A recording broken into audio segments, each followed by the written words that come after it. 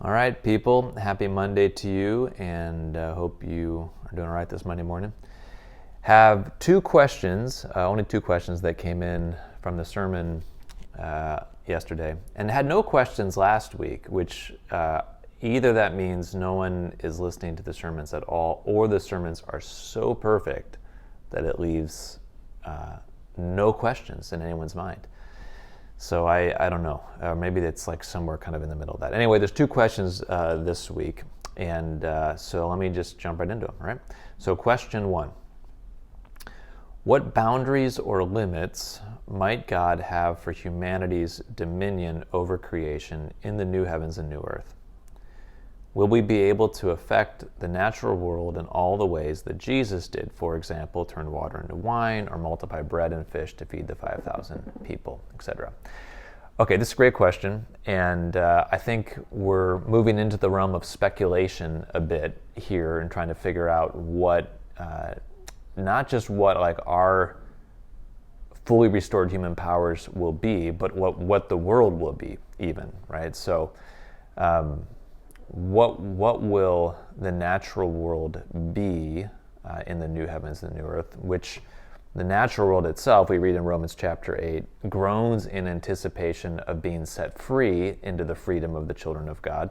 And so the natural world, I don't think is going to look exactly just like it does today. There's going to be some sort of, in the same way that there's a glorification of the human being, which is part of nature, there's going to be a glorification of the material world. And I don't pretend to know exactly what that means, but I think it means there'll be continuity, right? So we're human beings, we become glorified human beings. The creation is a material world, it becomes a glorified material world, and what that means, I don't know what that means. But what will then be our capacities in that world, and will there be limits to it? And so I think, here's my shot at this. I think the limits and boundaries that we have will be internal to who we are as the children of God. So in other words, it will not be so much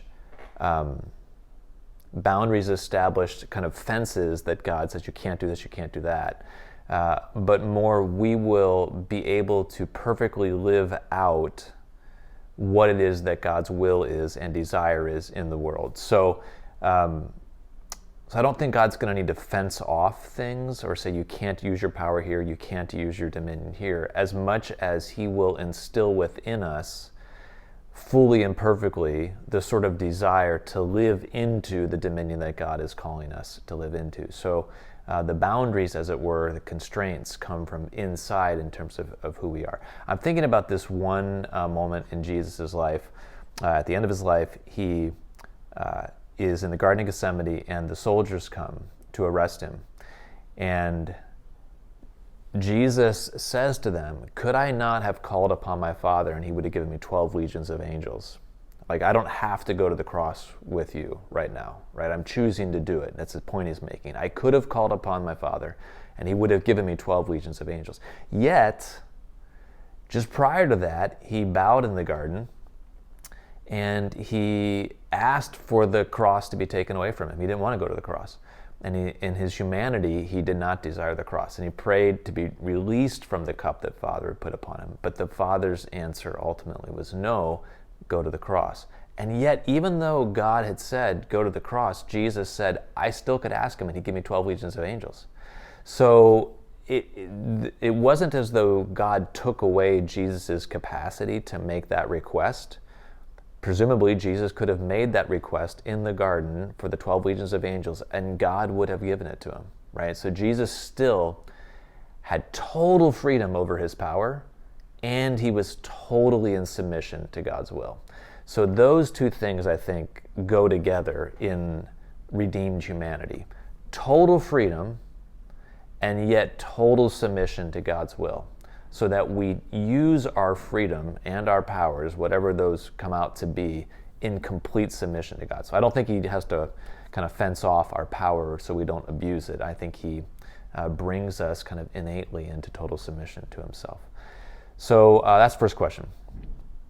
Second question, could you please comment on the role of medicine in living with creaturely submission and not chasing after an imitation of dominion and sovereignty? I think this is a very good question. It's a perceptive question. And again, I don't know that I have a solid answer on this.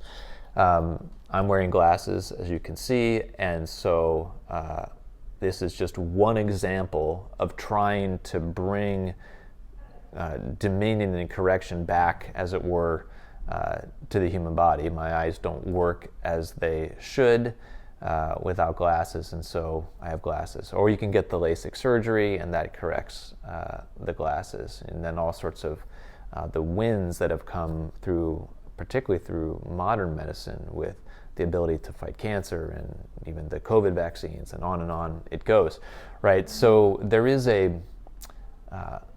beauty, I think, to the way that we have been able to bring healing back to the body through modern medicine, which is kind of just of a piece with technology. So I think technology can fundamentally be a good thing. It's an expression of our effort to bring dominion and sovereignty back into the world, our capacity to kind of control our world. I think when we're using technology to bring about peace and harmony, which is what dominion was originally given to us for, then I think the technology is in service of the sort of sentiment or spirit with which we were created, right? We were created to subdue the earth, to bring peace to the earth, to bring God's beauty and love to the earth, to all of creation, right? So when we're using technology and medicine in that way, then I think it's positive.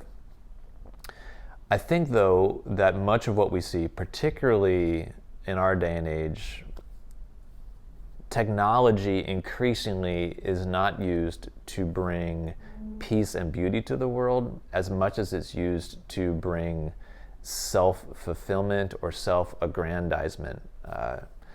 And so then I think technology takes an ugly turn. And I think medicine has the potential to do this too. I think so much of what medicine has been about over the past, call it 100 years of modern medicine, or maybe, the arrival of penicillin or whatever, right? But has been to bring peace and healing.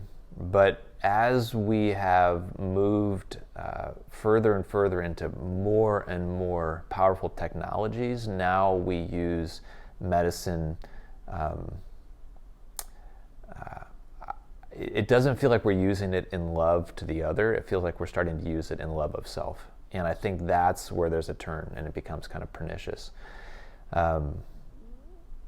So it doesn't answer every question, and I'm not quite sure, even where to draw lines all the time. I would say this, again, just speaking generally of technology, is that for so long in the human story, we've had so little of it that we've never been in danger of having to kind of push back from it, as it were. It's like we're like a starved people that get just a little morsels of food. We're a non-technological race that has been getting little dribbles of technology throughout our human history. And we've just grabbed everything that we could, right?